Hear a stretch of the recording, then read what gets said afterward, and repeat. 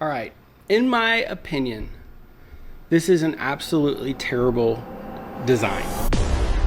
Hey guys, today I'm still working on that Camp Chef Pellet Grill that I got, that junker. I'm fixing it up today. I'm working on the inside. And normally when I would clean out the inside of a pellet grill, like if this was my pellet grill, I would heat it up to 450 degrees and that would be the end of it. Fire kills everything. And I have done that. But I don't know the history of this grill. And if you saw my last video on this, you know that like I don't exactly trust the guy I bought it from. So I'm gonna go a little bit further than would normally be necessary. I'm gonna try to get everything out of this that I can. And I know it's overkill, but I just can't stand the thought of another guy's meat juice in my grill.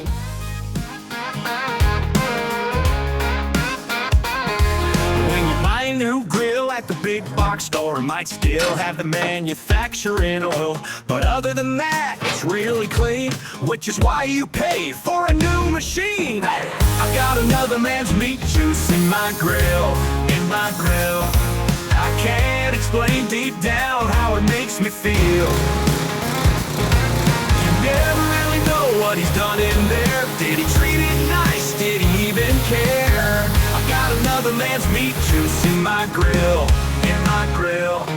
I try not to think about what used to be, but at night my mind just races and I just can't sleep. I try to ignore it cause it kinda hurts if it's full of rat pee, or even worse, a used grill's never gonna be a virgin. But what if he smoked a rabbit sea urchin? I got another man's meat juice in my grill,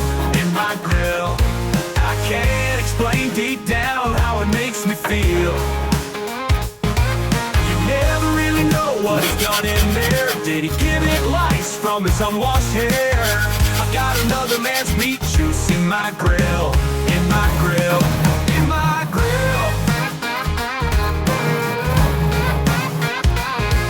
I really don't feel that it's overkill to want to get his meat juice out of my grill.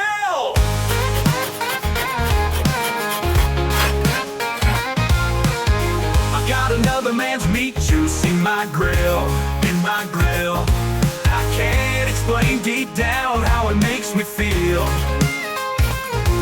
You never really know what he's done in there. I will always find new from now on, I swear. I got another man's meat juice in my grill,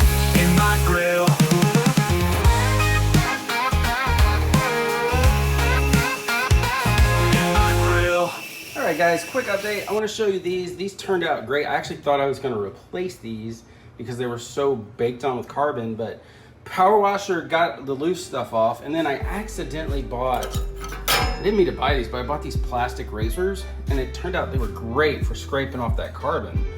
So it's kind of a happy accident there. But these, they're a little dusty now, but I'm not going to have to replace those, which is good. The other thing that turned out great was this. This was also baked on with carbon.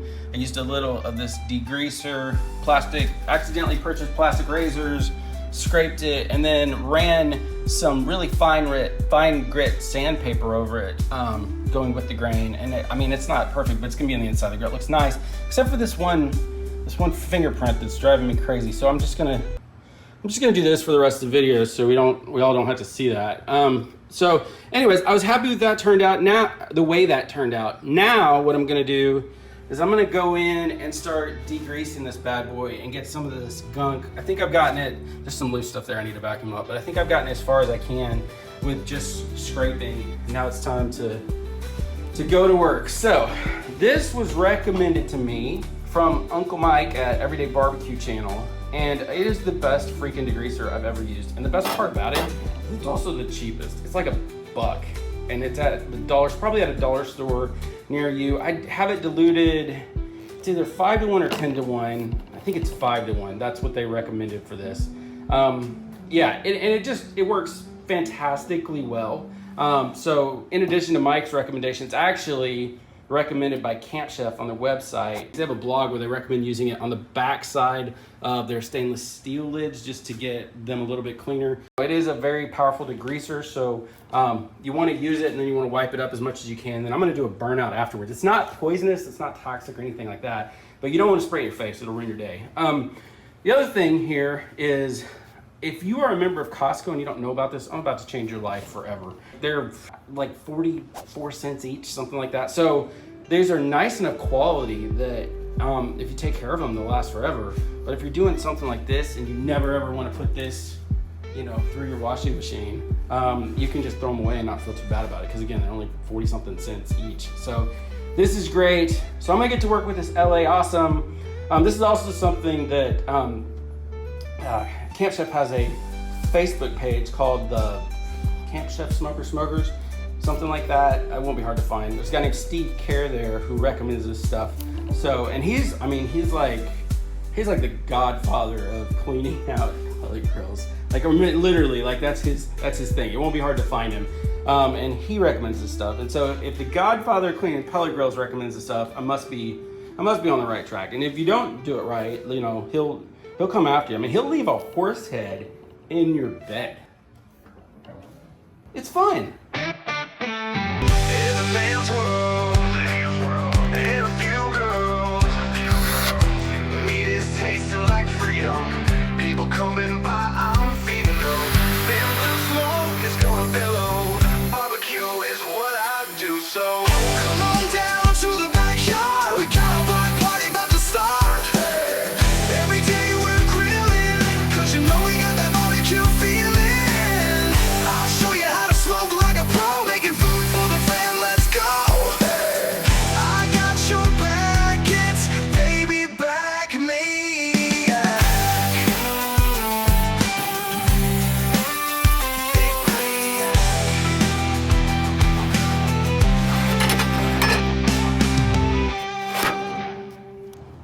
All right, not bad, not bad. So these are the tools I use. I don't know if you can see this. This was really, really helpful. This drill brush came up clutch. Of course, the microfiber towels. This right here was the real, the game ball goes to LA Awesome. I started out with a 5-in-1. I switched it to 2-in-1, not because it wasn't working at 5-in-1, but this was a little more viscous. That's a word, you can look it up. I wanted to spray it on the grill and have it stick longer. So I switched to 2-to-1, and that probably got 95% of it up, you know. This probably got the last 3% of it up, and then the last 2% took a little Steve Kerr style persuasion.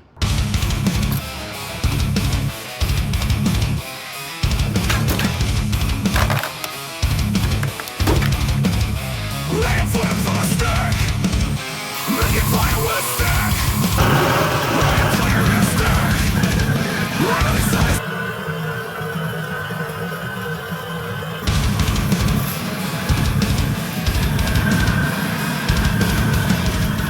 All right, guys, it's been a couple of days. I have some thoughts I want to share with you. I've got a little bit of a rant coming on. I hope Camp Chef hears this in the spirit it's intended.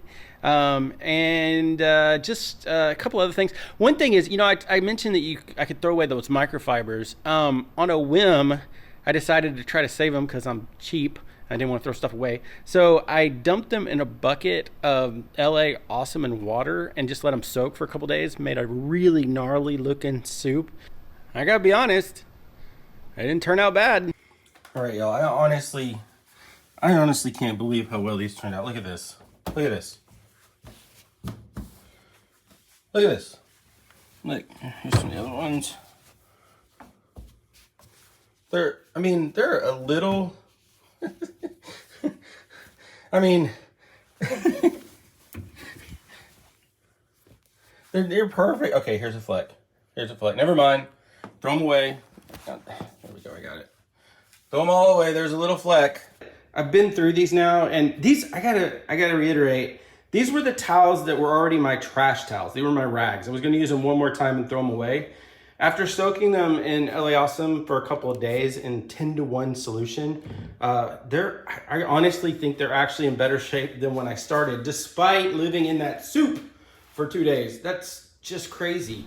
Yeah, it didn't even leave a mess in the washing machine. I was really surprised. I did run it twice just to be safe, and there were a few little flecks and stuff that I had to pick out, but yeah, it was great. Always remember when you're washing microfibers to use microfiber detergent or a free and clear detergent, which is like every detergent company makes a free and clear detergent. It's for people who have allergies, so it doesn't have any perfume or fabric softener or anything. Apparently microfibers, as tough as they are, they have allergies. So all right, guys, I'm just speaking from my own experience here. This is my opinion. It's only my opinion, but I find this feature right here, this is the drip pan, the slide and sear drip pan, and I find it to be terrible. Truthfully, like, I wish it didn't have it. And I come as someone who originally, well, let me explain what it is first. The idea is they designed this so you can pull a knob, it slides your heat deflector out of the way, and then because your drip pan has holes in it, without the heat deflector underneath it, that heat can come up through these holes and sear your steak. If that worked, that would be great. I have found in my experience that this doesn't work, and it just doesn't, it doesn't help a perceptible amount to be worth the trouble, and I think potential fire hazard risk. Okay, and I'll explain why. First off, let's just look at this. This is a drip pan's entire reason to exist is to keep the fire and the grease separate, and you're poking holes in it, right? I at face value, I don't think this is a very good idea, especially if you don't have a way to close that off. A lot of companies do stuff like this, but they have a way to slide something over the top of it and close it so the grease stays separate from the fire. In this case, you're relying on gravity and kind of the slant of these. And honestly, I mean, when I look at this, how far do you have to slant this before you can see the table? You know what I mean? It's like, I don't think it's possible to keep the grease out of the belly of the cooker with this because there's holes in it, you know?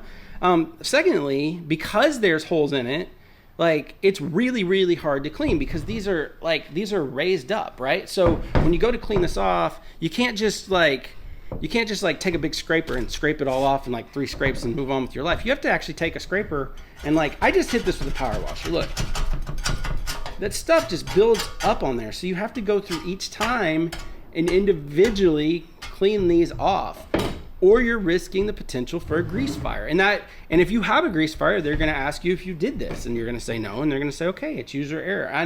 And to some extent it is, but that brings us back to, okay, then this is the worst, the most difficult and hard to clean drip pan ever. And really, it's you don't have any other options. Like, you could put foil over the top of it, but again, because of these raised ridges, that foil creates little pockets that also will collect grease. And so what they suggest with the best practices is to go through and actually cut holes in each little like spot where the foil is to give that a place to drain. And again, where are we draining? Are we draining into the, let's just go with this. Let's just say that it works perfectly as it's designed and will never allow grease into the belly of the cooker. Well, now we have another problem. This is made out of really cheap metal that rusts and warps. And so if everything has to be true for this to work right, what do we do with this, like, warpy drip pan? All of a sudden it becomes an issue that's not an issue with a solid piece of metal that doesn't have holes in it, right? So I reached out to Camp Chef just as a customer and asked them if I could buy a solid drip pan for my grill, and they don't even make them. So I think that my best suggestion for Camp Chef would be to stop making these.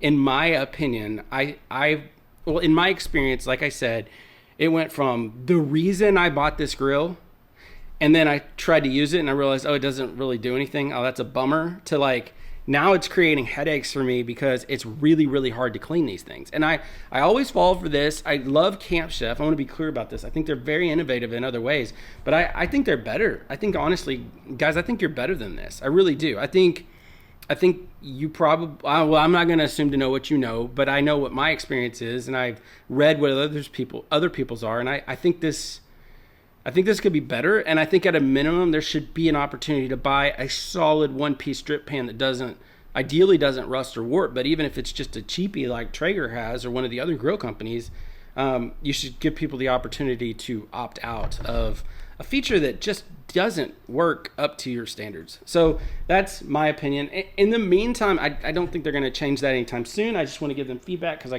to some extent feel like that's my responsibility as an influencer, whatever that goofy word means. Like I have been in a situation lately where I've bought products based on people's based on YouTubers' opinions, and then later found out there were known flaws that these people were not discussing, and I just can't do that to y'all. In the meantime, I found this on Amazon. It is a replacement. It is expensive. It's not that expensive. It's just the shipping is like $20, and so that makes it a lot more expensive than just a straight replacement. I think this was by Smoke Daddy, I think is the name of the company. I don't have a relationship with them. Like I said, I just found this on Amazon. So far, I'm super happy with this. This is what I think Camp Chef should make. It's I think it's a 11 gauge steel that's supposed to not warp and resist rusting for a really long time. This is probably the thickest drip pan I've ever had in a pellet grill, so I feel like it's gonna last. This is not a full-on endorsement because, again, I haven't used it yet, but I'm gonna run with this because I feel more comfortable with this than what Camp Chef's currently making. So I'll put this back in the grill. We can see how it fits, and yeah. All right, so the trick here is the reason why Camp Chef probably doesn't make a replacement for this is because these bars, again, which allow this to slide back and forth, this heat deflector just sits on that, right? That means it's really hard to get a drip pan in that doesn't have these notches. Ugh, can you see that? Yeah, these notches cut out, and so that's what this company did. And again, it's not perfect. Sorry about the focus here, but there, you can see right there where they kind of overshot, but whatever. I mean, all I want is a solid drip pan that won't cause me problems. So I'm gonna, hopefully this fits. Put that in. Is that in there? Yeah, no, that's in there. Making this way harder than it needs to be. That fits perfect. All right. All right. That works. Yeah, I'm happy with that. I'm happy with that. Let's get the grates on. Grate number 1. Grate number 2. Upper shelf.